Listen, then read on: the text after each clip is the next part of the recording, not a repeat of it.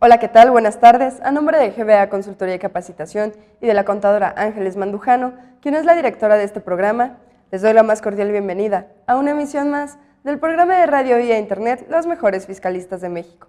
En esta ocasión, hablando del tema Perspectivas Económicas para el 2013, hoy nos acompaña el contador público José Manuel Gutiérrez García, de quien me permitiré dar una breve reseña de su trayectoria profesional.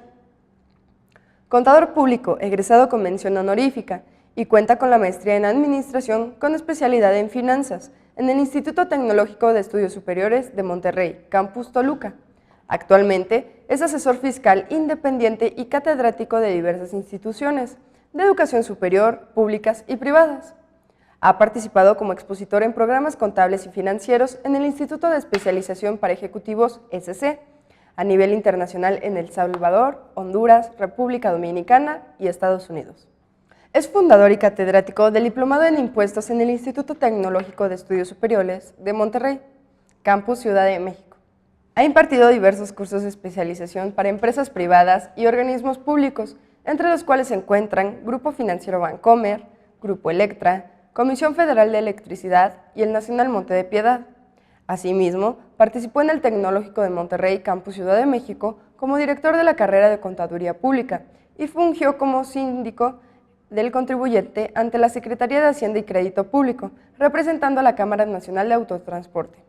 Socio fundador fiscalista de AG, Asesores Contables y Fiscales SC. Y en esta ocasión los dejo en la conducción del licenciado Miguel Ángel Villa Beltrán. Muchas gracias. Hola, ¿qué tal amigos? Buenas tardes. Transmitiendo nuevamente desde su programa Los Mejores Fiscalistas de México, desde el centro de la Ciudad de México, en GBA Consultoría, la empresa que está dedicada, como siempre, a darle asesoría a usted. Y el día de hoy, como bien comentábamos, contamos con la presencia de nuestro gran amigo, José Manuel. Gracias. José Manuel Gutiérrez García. ¿Cómo estás, José Manuel? Bien, Miguel, gusto en verte. El gusto es mío. Y bueno, pues vamos a entrar en tema. Correcto. Vamos a manejar un tema muy particular y muy amplio tal vez el día de hoy, y es relativo a las perspectivas económicas para el 2013. Correcto. En los albores del año que está por venir, si no antes nos llega el fin de año, el fin del mundo, ¿verdad? Para este viernes, ¿no? Para este viernes. Muy bien. Pues ¿qué te parece, José Manuel, si empezamos con un preámbulo? ¿Qué te ha parecido a ti? ¿Qué ha sido en la perspectiva económica y dentro de lo económico, lo fiscal, el 2012? Desde tu punto de vista, ¿qué ha sido lo más trascendental en el último año, el año que estamos por concluir? Que tenemos algunas situaciones muy peculiares ahí con el fin también del sexenio. Correcto. Estamos en esta etapa transitiva del primer mes de la nueva administración. ¿Y cuáles son las perspectivas para 2013? Con todo gusto, Miguel. Antes que todo, agradezco la invitación de GBA. Reitero, me da gusto verte. Y el tema, en efecto, da para mucho. Yo quisiera dividirlo básicamente en dos secciones. La primera de ellas, hacer un resumen, prácticamente ya al final de este 2012, de cuál ha sido la situación macroeconómica en nuestro país. Siendo honestos, por primera vez desde 1996, hemos crecido a contrapelo de la economía estadounidense. Ok. Cosa interesante, ¿eh? No olvidemos, y lo dijo nuestro actual gobernador del Banco de México, don Agustín Carstens, que cuando a los Estados Unidos les da gripa, a nosotros nos da pulmonía. Ahorita, insisto, cosa que no se veía desde 1996, se ha dado una excepción. Bueno, será porque ya sufrimos una influenza, ¿no? Puede ser, ya estamos vacunados, Okay. Lo acepto. ¿A qué me refiero? A que a pesar de la recesión en Estados Unidos, no olvidemos los efectos devastadores del 2009 al 2011, nuestra economía ha crecido. Ha crecido incluso por encima del promedio de los integrantes de la OCDE. Esto básicamente se ha generado por un incremento en las exportaciones no petroleras. Hemos ganado mercado, hemos recobrado competitividad, incluso por increíble que parezca, desplazando a los chinos. Y pongo un ejemplo muy concreto de este desarrollo, la industria automotriz.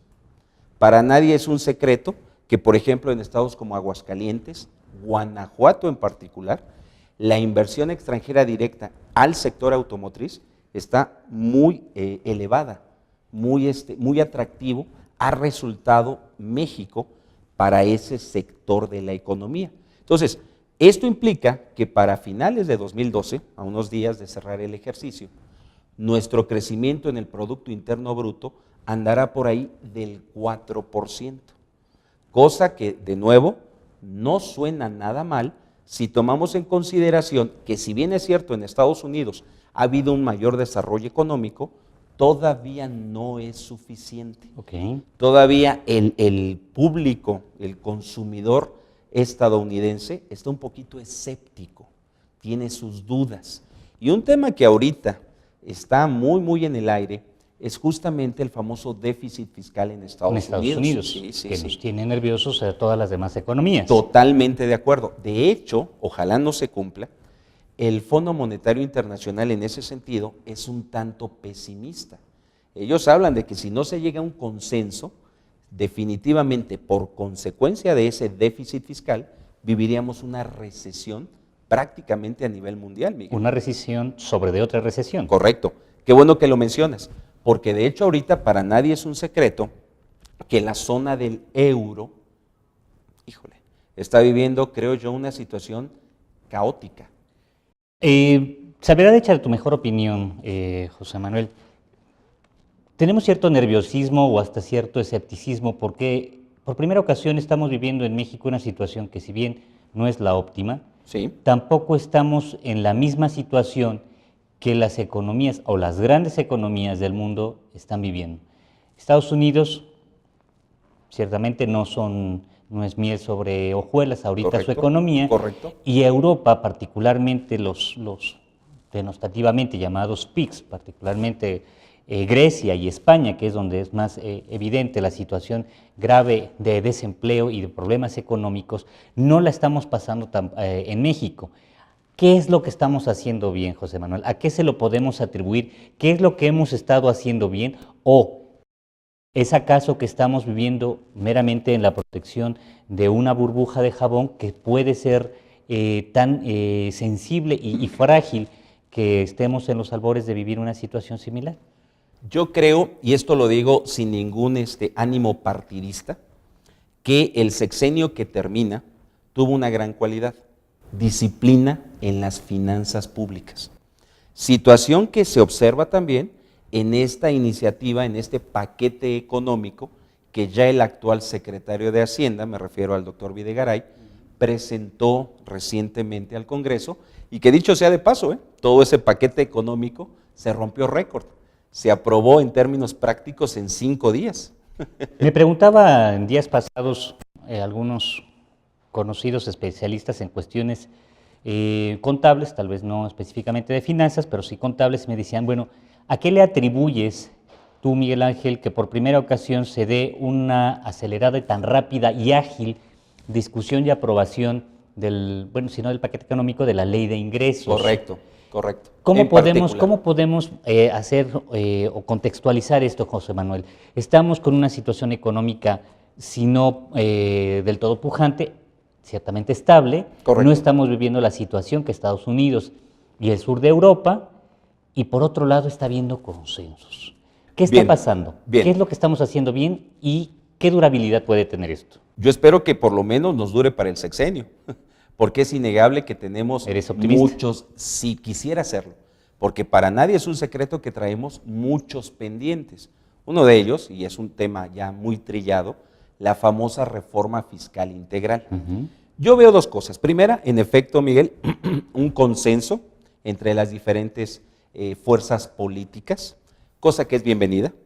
Como todo, hay sus críticos. ¿No hay una componenda detrás de esto, José Manuel? No, yo no la veo. Okay. No quisiera pensar que así fuera.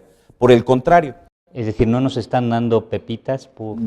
No quisiera verlo así.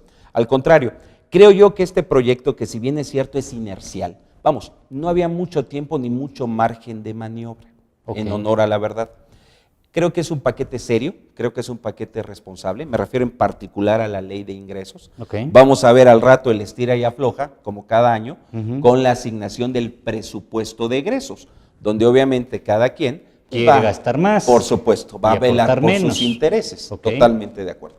Entonces, yo veo esas dos cosas. Primero, Miguel, contestando a tu pregunta, un consenso que ojalá sea duradero, que ojalá sea real. Y por otro lado, una inercia donde por razones de tiempo no había mucho margen de maniobra. Me atrevo a decir que los cambios medulares, los cambios realmente de fondo, se tendrían que dar en el primer trimestre del 2013. Es decir, ¿estamos a cuarto para la hora? Es correcto. O sea, ya no nos queda tiempo. Es correcto. No es una cuestión solo de consenso. Así es. Que salvedad hecha de tu mejor opinión, si estuviésemos hablando de una madurez en el consenso, estaríamos hablando de que muy rápidamente estamos alcanzando madurez en nuestra democracia. Muy bien. Y es que hay un detalle del que no se ha hablado mucho. ¿Sí? Durante la campaña, el actual presidente mencionó alcanzar un crecimiento anual en el Producto Interno Bruto de un 6%.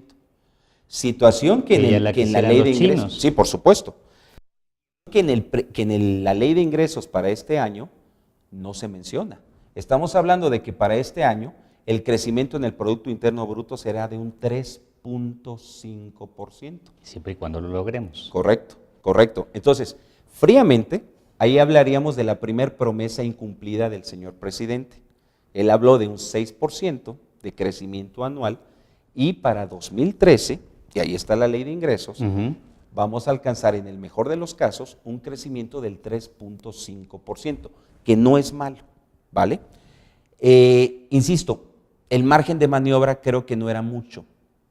Yo quisiera pensar que con una auténtica reforma fiscal integral, que a todas luces debe tocar el IVA, y ahorita hablamos de ese tema Y que ajá. es tan tabú, Vamos polémico. Vamos a acabar primero con el 2012 y después Correcto, entramos a... correcto. Ok. Entonces, para cerrar 2012, yo diría que el comportamiento macroeconómico de nuestro país fue bueno, tirándole a muy bueno, con un crecimiento del 4%, e insisto, Miguel, algo digno de destacarse, el incremento en nuestras exportaciones no petroleras.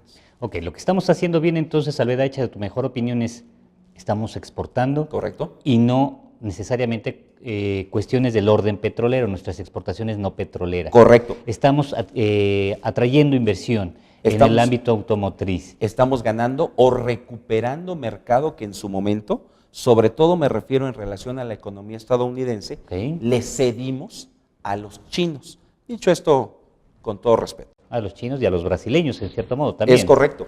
No olvidemos que el día de hoy somos la cuarta economía del continente americano, obviamente superados por Estados Unidos, Canadá y Brasil. Y Brasil. Pero hemos adquirido, hemos ganado o recuperado, sería la palabra adecuada, productividad.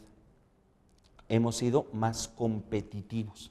Ahora el gran reto, Miguel, y no me cierro a eso, es que esos beneficios o esa estabilidad macroeconómica se refleje a nivel micro. Permee. Y que ese siempre ha sido un problema Total. histórico en nuestro Totalmente país, de acuerdo. en donde aun cuando en lo macro nos va bien, Correcto. en lo micro nada más nunca llega. Es correcto. Y me refiero a nivel empresas, a nivel familia y a nivel individuo. Por supuesto. Eso, para mí ese es el reto número uno que debemos solventar. Que esos beneficios macroeconómicos se aterricen a nivel. ¿Cómo lo vamos a lograr? De entrada, y aquí entraríamos ya de lleno al 2013, Ok. para mí una reforma fiscal integral es inevitable. Sé que esto se ha convertido, por razones sobre todo de tipo político, en un tabú. Ok. Permíteme hacer un paréntesis Claro que aquí, sí. José Manuel. Hablamos constantemente de una reforma fiscal integral. Sí, señor. Y que salvedad hecha de tu mejor opinión, en consideración de tu servidor, es un tema que hemos traído a lo mejor de 6, 8, 10 años para acá. Correcto. Pero cuando se da la primer transición democrática en nuestro país, me refiero con posterioridad a la ocupación por parte del Partido Revolucionario Institucional por muchos años en el poder, tenemos por primera ocasión la oportunidad de tener la alternancia en el poder. Sí, Y señor. yo recuerdo que en aquellos entonces se hablaba de la necesidad de la reforma del Estado. ¿Correcto? Y luego nos dimos cuenta de que no había las condiciones para poder hacer una reforma del Estado en el entendido de una reforma de la Constitución, de una nueva Constitución, de un nuevo panorama del país, un nuevo panorama jurídico y que se adaptara a las necesidades actuales del país. Correcto. Ante tal situación y la falta de consensos en su momento, recordarás tú aquellas épocas en las que había una estira y afloja muy tremendo, incluso para la discusión de la ley de ingresos. O sea, estamos apenas a cuestión de no más de 2 sexenios, en donde Correcto. todavía pues había discusiones muy acaloradas en el Congreso para poder llegar a una discusión de la ley de ingresos y que hoy día, al día de hoy estamos viendo que se está discutiendo en 3, 4, 5 días. Correcto. Ha habido una evolución muy importante. Cambiamos ese tema de la reforma del Estado y empezamos a hablar de la necesidad de una serie de reformas. Correcto. Es decir, dejamos de hablar de una gran reforma Sí. y empezamos a dividirla en una serie de reformas. Y entre estas empezamos a hablar de la reforma fiscal integral. Correcto. ¿A qué nos referimos con la reforma fiscal integral? Y particularmente en lo integral, José Manuel. Muy bien. Déjenme darles un dato para ubicar mejor el tema. El promedio de recaudación de los países miembros de la OCDE es del 25% de su Producto Interno Bruto. El promedio, esos países, sí, no te preocupes, Miguel, esos países recaudan el equivalente al 25% de su Producto Interno Bruto. México, por desgracia, es el último lugar en esa lista. Nuestra recaudación apenas llega al 10% del Producto Interno Bruto. A eso hay que aunarle un dato que recientemente dio a conocer el INEGI, donde se estima que más de 29 millones de mexicanos laboran en economía informal. Esto nos da una idea de que esos 29 millones de personas no pagan impuestos directos, como es el ISR. No, ya no digas impuestos directos, ni siquiera la energía eléctrica que consumen, ¿no? De acuerdo, totalmente de acuerdo. A eso sumémosle, Miguel, que estas personas no gozan de seguridad social alguna. Es nuestra realidad. Okay. Obviamente, yo no estoy para nada contento con esta cifra, pero no podemos ocultarla. Claro. Salvedad hecha de tu mejor opinión. Si tú no estás contento, imagínate lo que comentábamos hace un segundo. Quienes sí están haciendo las cosas bien, quienes están exportando, Correcto. quienes están haciendo productivo al país, Correcto. te imaginarás, si nosotros en lo particular no estamos contentos, aquellas personas que sí están haciendo el arriesgo de un capital, De un patrimonio, de claro. un patrimonio, que están invirtiendo, que están arriesgando, que están contribuyendo, pues tampoco han de estar nada conformes. Totalmente de acuerdo. Entonces, esta situación, hay que ser realistas, no se va a resolver de un día para otro. Por eso, considero yo que es inevitable gravar con IVA ¿Ok? alimentos y medicinas, para que estas personas que están en economía informal, Nos van a sacar del aire, José Manuel. lo acepto, es tema tabú. Ok. Estas personas que están en economía informal contribuyan a través de un impuesto indirecto como es el IVA. Ahora, me queda claro, y no soy insensible a esa parte, de que gravar con IVA alimentos y medicinas, de entrada, desde un punto de vista económico, por supuesto que va a afectar a las personas de menores ingresos. Claro, Eso por es supuesto. indiscutible. ¿A qué le estoy apostando? A que ese incremento en la recaudación, que estamos hablando, Miguel, de casi un punto en el Producto Interno Bruto, o sea, no es cualquier cosa, se vea canalizado a través de una política eficiente, honesta, vía gasto social. Que ahí, no quiero ser iluso, es donde muchas veces Nos falla. Nos falla. Para nadie es un secreto, y lo vivimos, que el gobierno, en términos generales, es un mal administrador. Entonces, nadie nos garantiza que si esta reforma efectivamente se llega a aprobar, en efecto, esa recaudación adicional se devuelva vía gasto social, sobre todo a los niveles socioeconómicos menos favorecidos. Ahí es donde está el reto también para el gobierno, el mejorar la administración de esos recursos. A ver, entonces déjame ver si estoy entendiendo bien, Sí, José Miguel. Manuel. A lo mejor para los que no somos expertos en finanzas. La reforma fiscal integral entonces tendría que incluir no solo a los que ya son contribuyentes cautivos, Correcto. y que sería muy válido su protestar de algún Correcto. modo en el entendido de decir, bueno, es que cada vez que hablamos de reforma pues nos ponemos a temblar porque la reforma pues únicamente incluye siempre a los que ya estamos cautivos. Totalmente. ¿En dónde está lo integral? Sería en incluir a quienes hoy día forman parte de la economía informal, es Sí, decir, señor. a los que no están contribuyendo Correcto. Vía impuestos indirectos. vía impuestos indirectos. Como en este caso concreto sería el IVA. Ok. Pero esta reforma tendría que ir aparejada entonces de una reforma de carácter social, Correcto. en donde si vas a gravar alimentos y medicinas y vas a afectar a quienes menos ingresos tienen, consecuentemente hubiese las políticas que pudiera retribuirles Correcto. vía gasto social. Sí, señor. O permite, no sé si sea el concepto o el vocablo correcto, reembolsarles lo que están pagando vía IVA. Correcto. Esa sería la intención. E insisto, de ese tamaño está el reto. Porque otra vez, Menudo trabajo, ¿no? totalmente, como dice el refrán popular, la burra no era arisca, la hicieron a palos. Claro. Hemos vivido, unos más, unos menos, la triste experiencia, Miguel, de que el gobierno, insisto, a veces, no quiero generalizar, pero a veces es un mal administrador, ¿Administrador social o administrador correcto. económico también? sobre todo de tipo social. ¿Ok? Nadie nos garantiza que ese incremento esperado en la recaudación, de nuevo, Efectivamente llegue de nuevo a las manos de los que menos tienen. correcto, correcto. Ahora, yo hablaría de otra parte de la reforma fiscal integral. Eliminar los llamados regímenes especiales, que incluso, como nosotros lo sabemos, gozan hasta de facilidades administrativas que no cuentan o no son aplicables a otros sectores de contribuyentes. Seamos más específicos, José Manuel. Regímenes especiales. Nos estamos refiriendo a... Por ejemplo, el régimen fiscal de consolidación. Ok. Estamos hablando, por ejemplo, también del sector de autotransporte Ok. terrestre, tanto de carga como de pasajeros. En particular, yo me enfocaría en esos regímenes. Ok. Por ejemplo, el régimen de consolidación y el sector autotransporte se vio en principio afectado por el esquema del YETU. Muchos de los beneficios que tenemos en ISR en YETU no son extensivos, no son aplicables.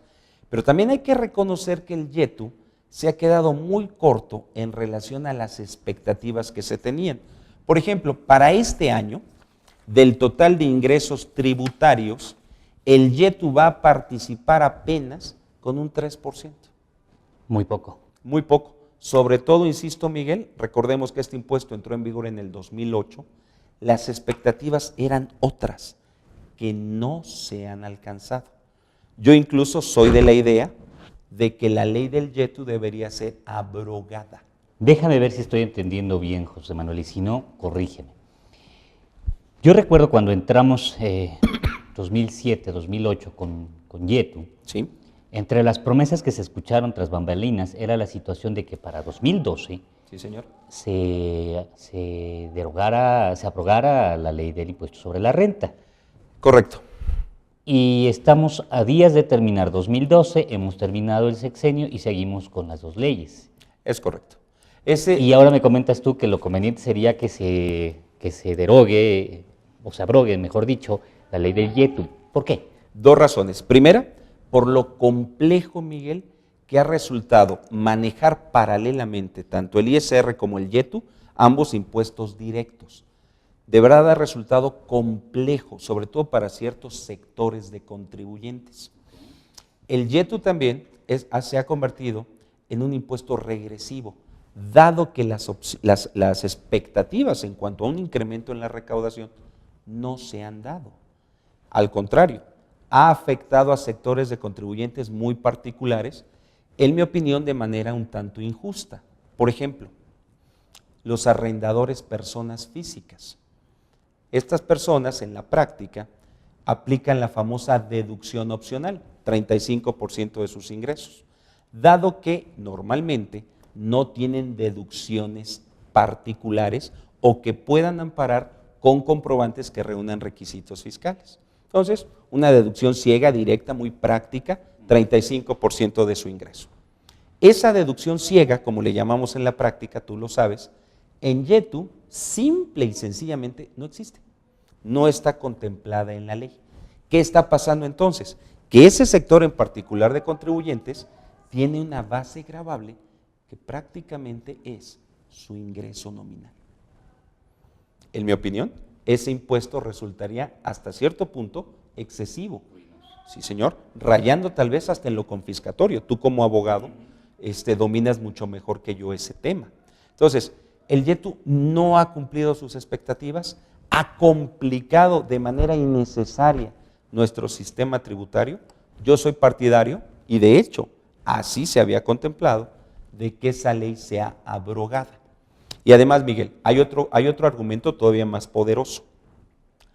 Hasta el momento, los Estados Unidos han aceptado que el YETU pagado en México se pueda acreditar allá, dándole el mismo trato que el impuesto sobre la renta. Porque en Estados Unidos, tú lo sabes, simple y sencillamente el YETU no existe. Entonces, esa autorización que dieron los estadounidenses fue temporal, no definitiva. De hecho, el plazo original venció en 2011. Hasta el momento no ha pasado nada. El YETU pagado en México se sigue acreditando en Estados Unidos. Pero, cuenta la leyenda, hay rumores de que ese YETU pagado en México ya no se va a poder acreditar en Estados Unidos. Déjame especular. Ok.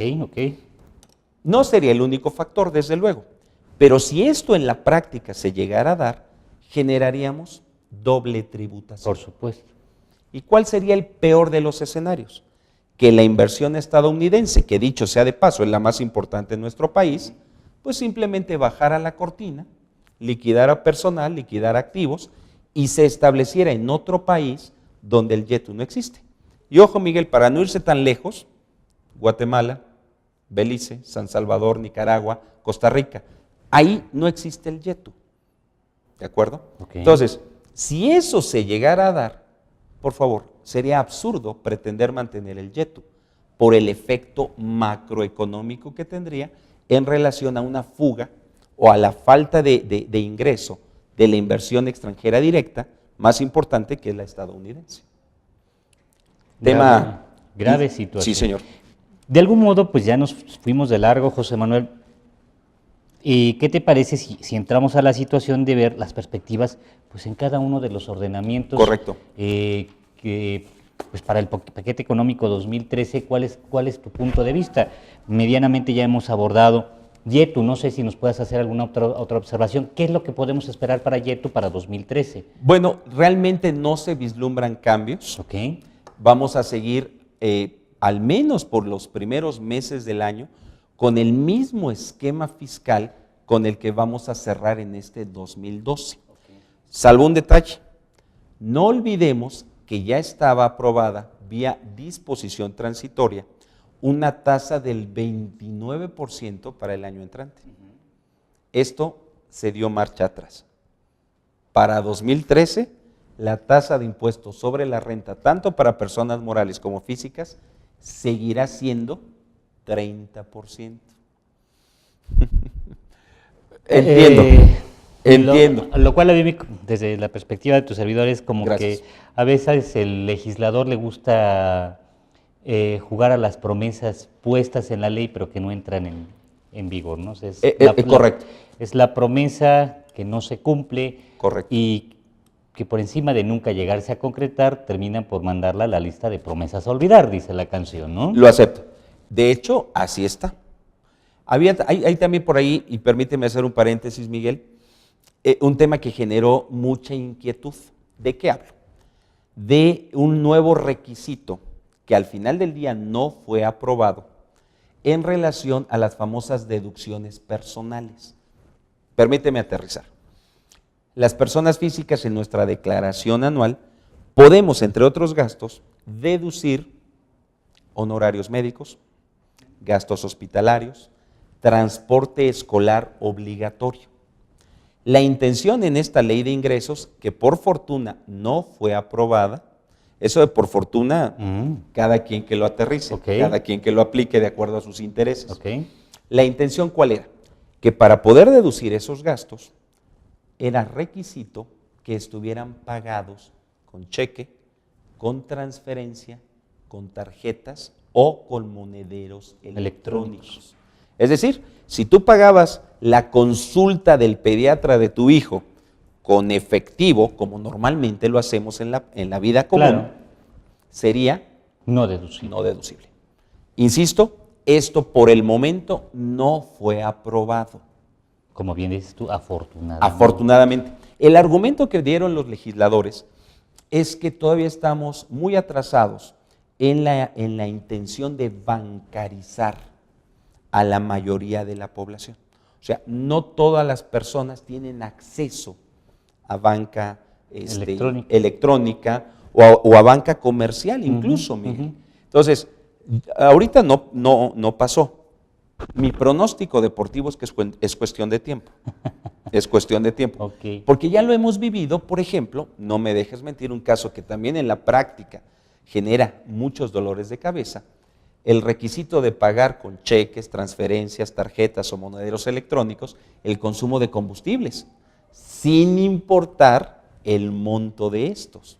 Situación que tú lo sabes, pues en la práctica ha generado cualquier cantidad de problemas, fiscales, contables, administrativos, operativos. Claro. Entonces, para tranquilidad de las personas que amablemente nos escuchan y nos ven, por lo menos para 2013, en ese sentido, podemos estar tranquilos. Podemos seguir pagando el dentista y podemos seguir pagando el dentista, el pediatra. Con efectivo. Con efectivo y hacerlo deducible. Y bueno, para nuestros amigos médicos y dentistas y en general para quienes reciben honorarios por servicios médicos, pues no tendrán, al menos por 2013, la obligación de adquirir su terminal. Es correcto, es correcto. Muy bien, José Manuel. ¿Alguna otra observación en cuanto a YETU?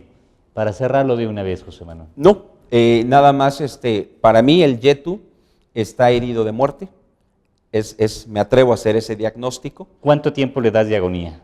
El 2013. 2013. O sea, probablemente dentro de un año estemos platicando sobre que se haya una abrogación de la ley. Totalmente de acuerdo. E incluso, Miguel, me atrevería a ir más allá, como ya ocurrió alguna vez, hablar de una reforma fiscal intermedia. Una reforma que constitucionalmente sería válido. Ya nos pusiste a temblar otra vez, José Manuel. A ver, reforma del Estado, reforma fiscal integral y ahora reforma fiscal intermedia. ¿Por qué intermedia? Porque tal vez, y eso insisto, sería válido constitucionalmente, pudiera entrar en vigor antes de que termine el 2013. No lo creo, pero lo dejo ahí en el tintero.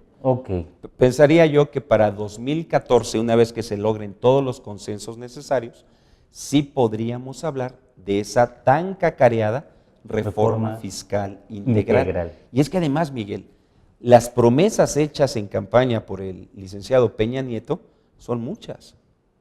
Bueno, pues están firmadas ante notario, ¿no? Correcto. No sé si eso le dé verdaderamente sustentabilidad, ¿verdad? Pero todo un tema. Genera cierta perspicacia, ¿no es cierto? Exacto, en el sentido de decir, sí. Tiene o que cumplir. Expectativa, ¿no? Por parte de la población que a lo mejor no tenemos muy en claro.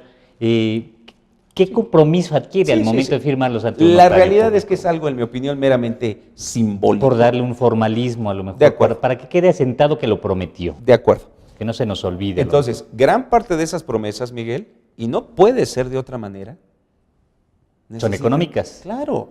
¿De dónde van a salir los recursos para cumplir? Antes que todo, de un mejor incremento en la recaudación fiscal. Dejo el dato. Somos el último lugar en recaudación fiscal de los miembros de la OCDE. No es cosa menor. Entonces, habrá que esperar. De la mano del YETU, sí, señor. ICR. Correcto. ¿Qué podemos esperar? ¿Cuál ha sido la situación de ICR en 2012? ¿Sobre de qué estamos parados? Correcto. En diciembre de 2012, ¿qué podemos esperar para 2013? Correcto. De entrada, el ISR, y esto tiene años sucediendo así, es el impuesto que mayores recursos le genera a la federación. Es la estrella. ¿De verdad? Sí, señor. ¿No sería IVA? No.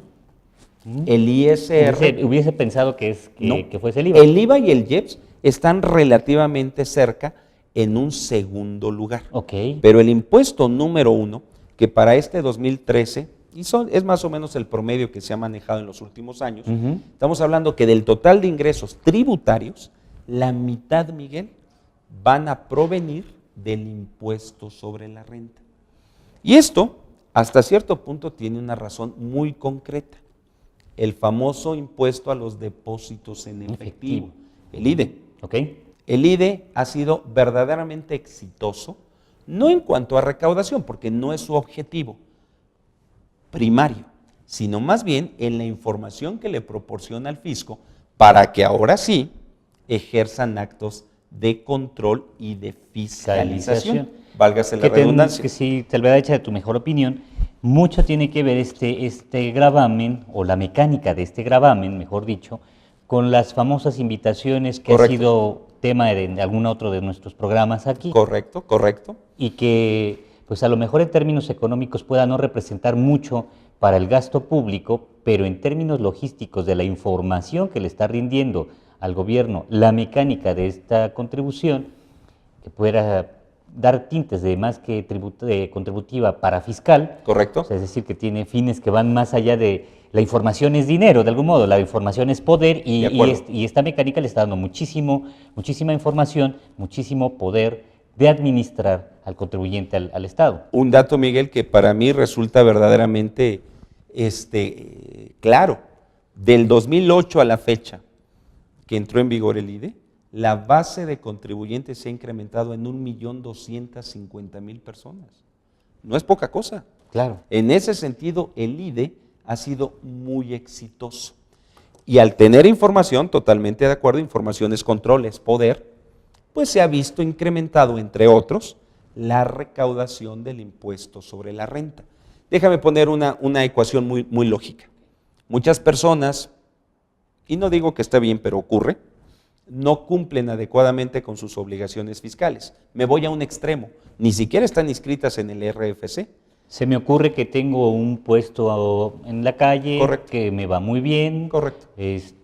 Algún puesto ambulante. Correcto. Tengo muchísimo flujo de efectivo, no me va nada mal, pero pues ¿dónde voy a meter ese dinero? La inseguridad, que es otro tema completamente distinto, Bien. Me obliga a no andar cargando el dinero por aquí, por allá y tener la Correcto. facilidad de poderlo mover a través de transferencias o a través Correcto. de depósitos en el banco. Entonces, pero no no tienes estoy inscrito. Exactamente. No tienes vida fiscal, pero sí tienes Vida económica. Correcto. Tienes una chequera, tienes una inversión a plazo fijo, qué sé yo, depositas el efectivo, eso detona que el sistema financiero recaude el IDE, otro tema también muy polémico en cuanto a su validez constitucional, porque el sistema financiero no solo retiene el impuesto, lo recauda, ¿vale? Hace las veces del servicio de administración tributaria. Pero ese es otro tema. Okay. Entonces, oye, contribuyente, el banco me dijo, porque está obligado por ley a hacerlo, que tú en tal ejercicio recibiste depósitos por tales cantidades. Explícame el origen.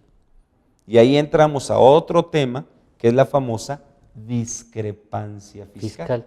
A veces, Miguel, y esto lo digo sin ánimo de ofender, pues en la práctica tenemos empresas pobres, pero empresarios ricos. Muy ricos. Bueno, de hecho, se dice que nuestro país es un país de empresas pobres, pero empresarios muy ricos. Totalmente de acuerdo. Muchos de ellos, a lo mejor con una situación fiscal, llamémosle irregular, que ha sido detectada, entre otras cosas, a través del IDE. Para nadie es un secreto que el secreto bancario no existe. No y existe menos para efectos fiscales, Miguel. Entonces, en mi opinión, esa tendencia de incremento en la recaudación, que se ve reflejada en el ISR, pero tiene como antecedente el IDE, se va a seguir dando para este 2013. Ok, entonces, a lo mejor para cantearlo un poquito, José Manuel, estamos hablando entonces de que en términos de ICR lo que hemos visto a últimas fechas ha sido un incremento tanto en la base de contribuyentes, un incremento en la recaudación por impuestos sobre la renta, señor. Y seguiremos sobre esta misma temática. Es correcto. Y aquí ya lo dejaremos para otra entrevista. El punto medular es cuando por desgracia, y tú como abogado no me dejarás mentir, en aras de lograr ese incremento en la recaudación, cosa que es válida, se pisotean derechos adquiridos de los contribuyentes. Eso es lo único que yo sí llamaría la atención. Danos un ejemplo. Pongo un caso concreto. A una persona física le detectan un depósito en efectivo por un monto interesante. Le llega su famosa carta de invitación, que dicho sea de paso es eso, una vil carta de invitación, como las llamadas a misa. Tú decides si acudes o no. O las llamadas, o las mal llamadas en el tráfico, ¿no? Correcto, Okay. Cuando te recuerdan el 10 de mayo, Okay. también tú decides si le haces caso o no. Pero seamos realistas, para la mayoría de las personas, el recibir una invitación por parte del SAT, pues te pone tenso, te pone nervioso. Psicosis fiscal. Correcto. Y ahí vamos a un tema que a mí no me gusta, pero que por desgracia se presenta, el famoso terrorismo fiscal. Tú eres culpable hasta que demuestres lo contrario.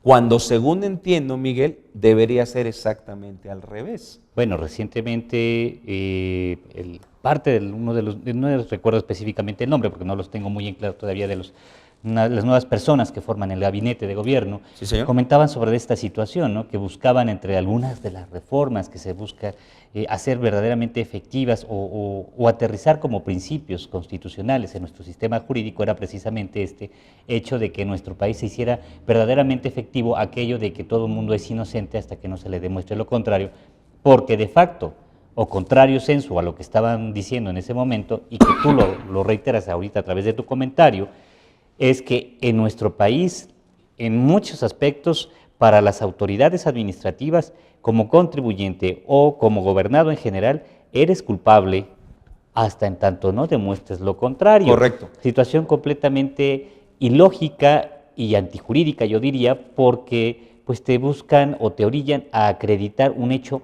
negativo, cuando sin ser abogados sabemos todos que el que está obligado a acreditar es quien afirma las cosas. Muy bien. Si la autoridad afirma que tú tienes una obligación y tú niegas tenerla, la carga de la prueba debiera ser para la autoridad, correcto, no para ti. Y si esto lo circunscribimos dentro de la situación que estamos comentando en cuanto a las invitaciones, que si bien no tienen una naturaleza jurídica porque no reúnen los requisitos de un acto administrativo per se de carácter fiscal, sí generan una psicosis en donde orillan al contribuyente a pensar que el obligado a acreditar que esos ingresos no son ingresos es el contribuyente, sí, cuando quien está afirmando que eso que apareció ahí en tu cuenta es un ingreso grabado, es la autoridad y por consiguiente a la que le correspondería acreditarlo sería ella. Salvedad hecha de tu mejor opinión, José. No, coincido al 100% con lo que me indicas.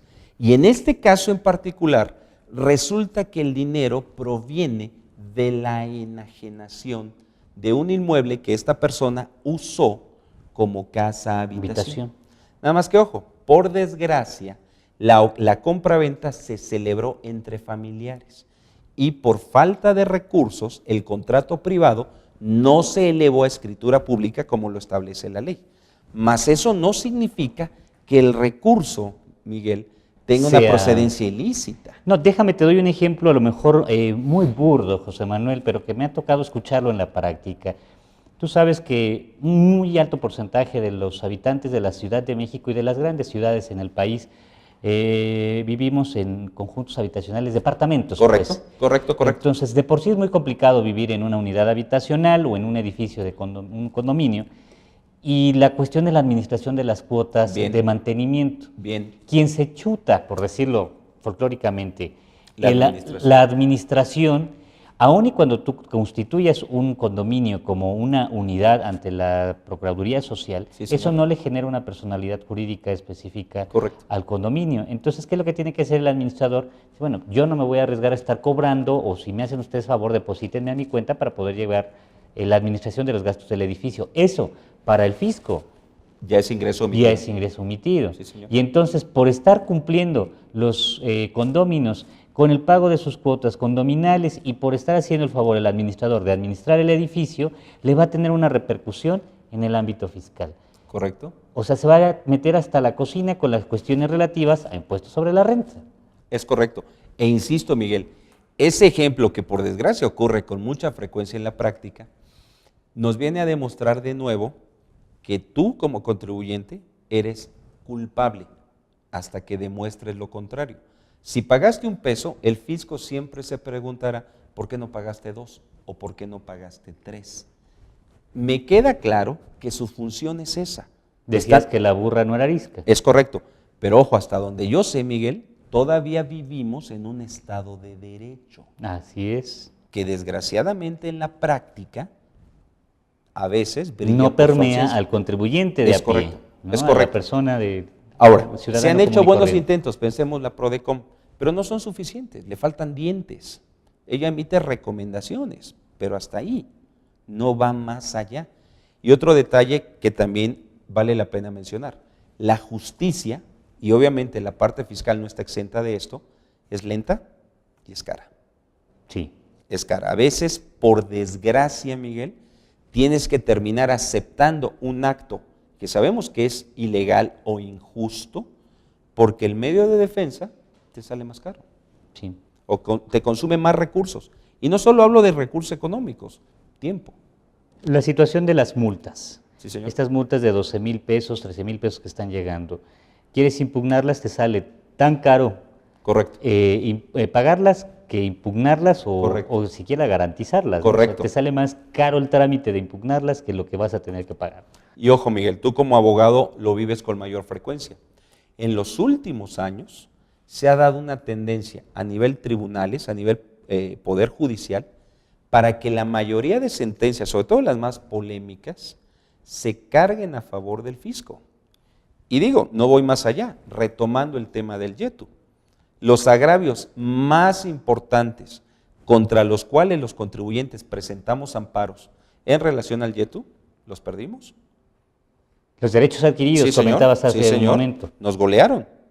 Cosa juzgada. Jurisprudencia de la Corte. Mientras ese criterio no cambie, pues solo que le pidamos audiencia a Benedicto XVI y la verdad dudo, por lo menos a mí, que me reciba. Bueno, como bien dices tú, no es barato esto, ¿verdad? En el último de los casos, para los contribuyentes que no tenemos para ir a ver a Benedicto nos vamos a tener que ir al santuario de Chalma, aquí cercano Ya por lo menos. a la Ciudad de México. ¿Qué podemos esperar para IVA, José Manuel? Para IVA de entrada no se vislumbra ningún cambio, Bien. salvo otra vez que se llegue a un consenso y esa tan cacareada reforma fiscal integral que en mi opinión necesaria, inevitablemente debe tocar impuestos indirectos, en efecto se llegue a dar. ¿Crees que en la situación actual, entrando esta nueva administración, tomaran las riendas, el riesgo o no sé, asumieran el costo de incrementar el IVA en alimentos y medicamentos? En mi opinión deben hacerlo. ¿Pero crees que estén dadas las condiciones para que lo hicieran? Digo, ya de algún modo le hicieron un favor y por ahí fue tema de otro de nuestros programas. Con la saliente administración les hicieron, no sé si el favor o el recordatorio a través de la reforma laboral, que también fue muy express. Correcto. Y pues total que tenía que perder la administración saliente si ya habían perdido de algún modo pues la batuta. Pero le dejan el costo y que no se ha terminado de ver reflejado a la nueva administración, entonces quedó como dispersa, como que no estamos del todo claros de cuáles van a ser las repercusiones de esta reforma laboral, sean buenas o sean malas, pero vaya, no se han dado esos movimientos que por ejemplo en España se dieron en un momento dado. ¿Crees que ahorita, entrando esta administración, estén dadas las condiciones para poder hacer una reforma en el ámbito del impuesto al valor agregado y que esto trajera como consecuencia su incremento, o mejor más que su incremento, porque ya existe como Correcto, tal, están a tasa cero, para que se aplique finalmente IVA, y no sé si en el mismo porcentaje, pero en algún porcentaje, a alimentos y medicamentos? Deben hacerlo. Y perdón, sé que las comparaciones son odiosas, pero no olvidemos que en el primer año del sexenio del expresidente Fox, considero que era el momento idóneo para llevar a la práctica las tan cacareadas reformas integrales, dentro de ellas la reforma fiscal. En mi opinión, como ciudadano, ese capital político tan alto que traía el presidente Fox, se fue al caño, se desperdició. No entremos a detalles para no afectar susceptibilidades. Ok. Exactamente. Yo quisiera pensar que en este momento, si bien no al nivel que tuvo Fox en el 2000, la mayoría de la población le está dando el beneficio de la duda a la administración actual. Creo yo que las expectativas son buenas. Ojalá no tiren ese capital político a la basura, porque estas reformas, e insisto, no me limito a la fiscal, tenemos otro gran tema, que es la reforma energética, al sector de telecomunicaciones, la educativa, por supuesto. Creo que si no es ahora, Miguel, no va a ser nunca. Nos Entonces, quedaremos a la saga. Es correcto. Ahora, José Manuel, mencionas tú, deben de hacerlo. Claro. No sé si ya lo abordamos específicamente, pero si no, te pediría si nos puedes cómo no. abundar. ¿Por qué?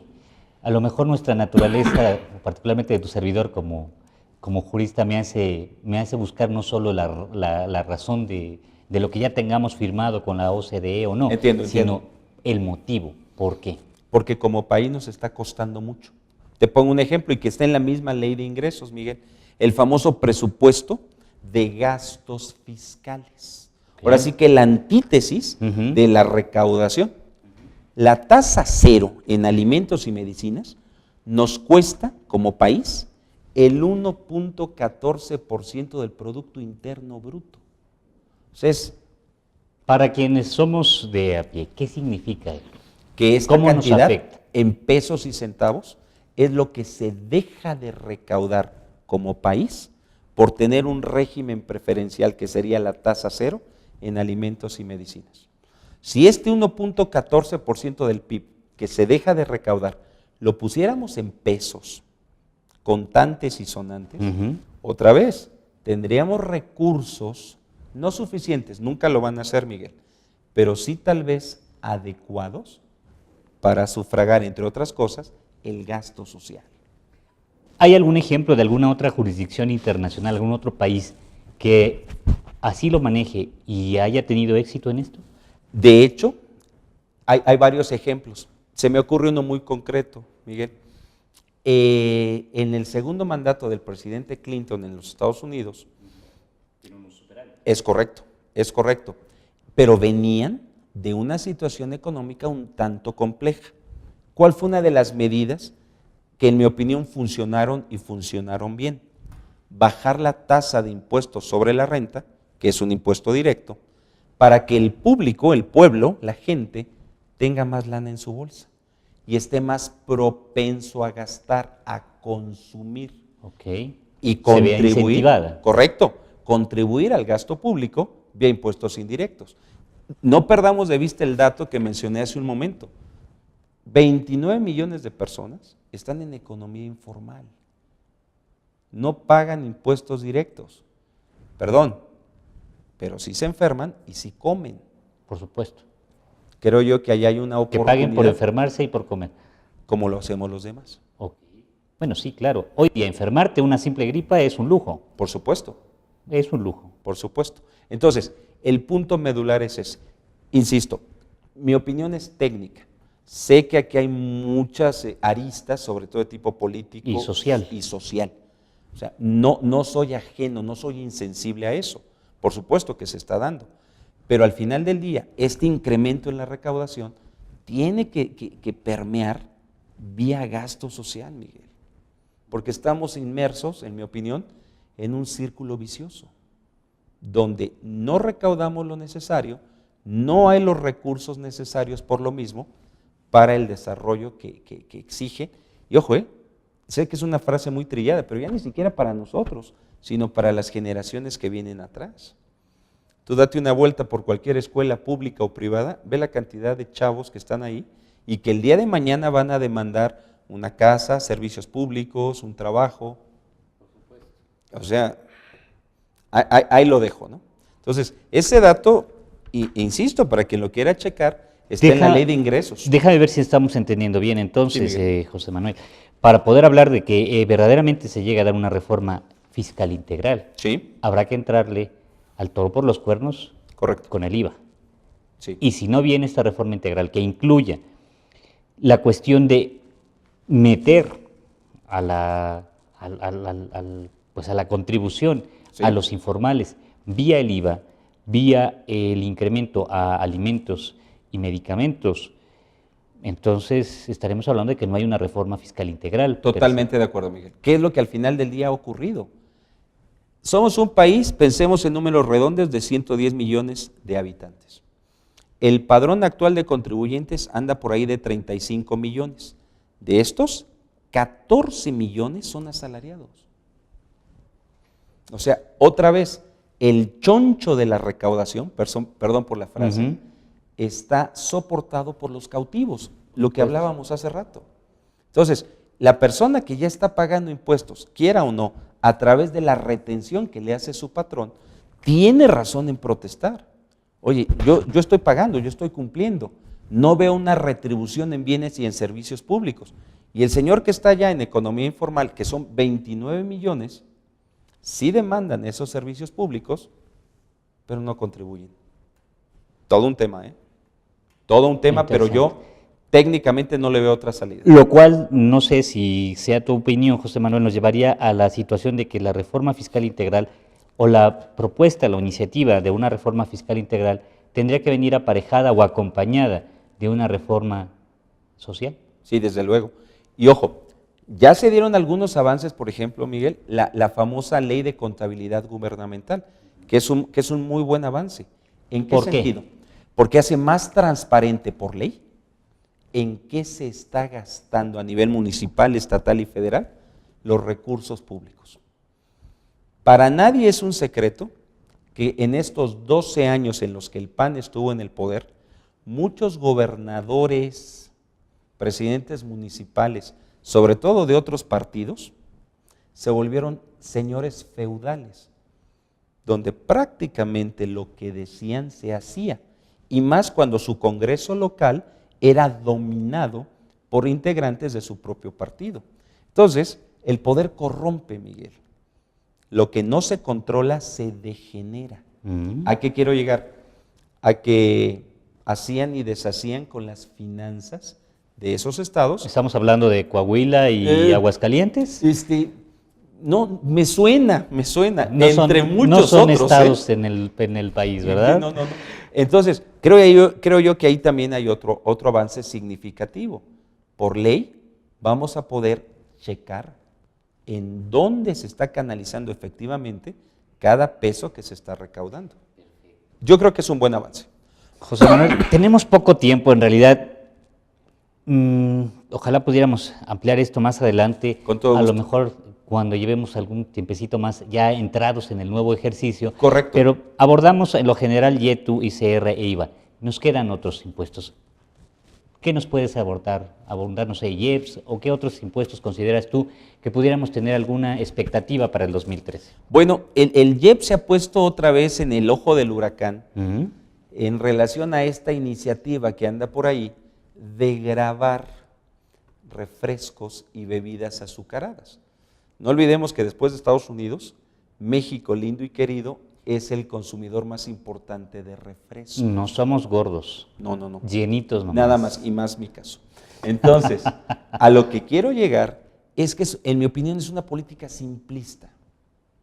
Es buscar culpables o chivos expiatorios. ¿No va a suceder con esto como cuando hicieron aquella iniciativa para grabar las pinturas en aerosol para aparentemente pretender evitar el graffiti? Correcto. ¿No va a pasar lo mismo, José Manuel?